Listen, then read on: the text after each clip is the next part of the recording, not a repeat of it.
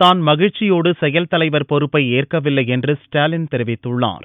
திமுக செயல் தலைவராக அறிவிக்கப்பட்ட ஸ்டாலின் பொதுக்குழு கூட்டத்தில் நன்றி தெரிவித்து பேசினார்.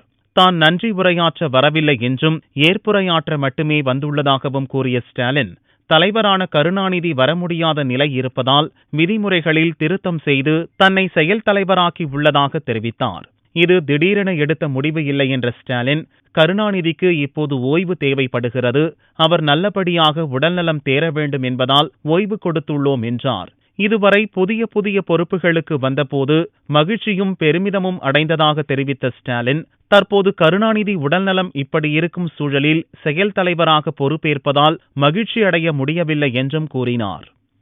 தலைவர் எங்களுக்கு வாழ்த்து சொன்னார். தலைவர் என்ன நினைக்கிறாரோ என்ன சொல்றாரோ அதை செய்வோம். வரும் தலைவருடையும் பொதுச் செயலோடையும் கலந்து பேசிக்கிட்டு என்னென்ன செய்வோமோ, என்னென்ன ஏற்கனவே செஞ்சுக்கிட்டு இருக்கிறோமோ அதை தொடர்ந்து செய்வோம்.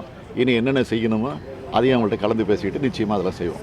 இன்றைக்கி கூட மத்திய அமைச்சர் பொன் ராதாகிருஷ்ணன் அவர்கள் ஜல்லிக்கட்டு நடத்துவாருங்கிற வாய்ப்பு ஏற்பட்டிருக்குன்னு சொல்லிக்கிட்டு இருக்கிறாரு.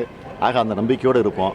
அது இல்லைங்கிற பட்சத்தில் அதுக்கப்புறம் என்னங்கிறது நாங்கள் சொல்கிறோம். மாண்புமிகு தமிழகத்தினுடைய முதலமைச்சர் பன்னீர்செல்வம் அவர்களை சந்திப்பதற்கு நேரம் கேட்டிருக்கிறேன். இது சம்மந்தமாக பேசுகிறதுக்கு இதுவரையும் காத்துக்கிட்டு இருந்தேன். இன்றைக்கி காலையில் எங்களுக்கு செய்தி கிடச்சிருக்கு. மாலையில் ஒரு 5 மணி அளவில் என்னை சந்திப்பதற்கு நேரம் கொடுத்துருக்கிறாரு. நேரம் கொடுத்துருக்கிறாரு. அதனால் நான் நேராக போய் அவங்கள்ட்ட என்னென்ன பிரச்சனையோ அதெல்லாம் நாங்கள் வலியுறுத்த இருக்கோம்.